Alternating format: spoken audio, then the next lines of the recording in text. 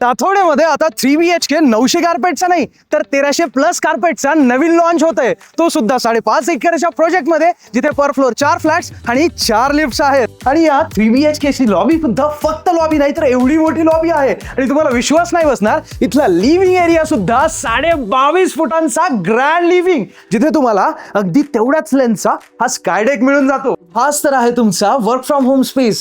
So तुमच्या स्कायडेक सोबत सुद्धा आणि तुमच्या या पहिल्या मास्टर बेडरूम सोबत सुद्धा कनेक्टेड आहे.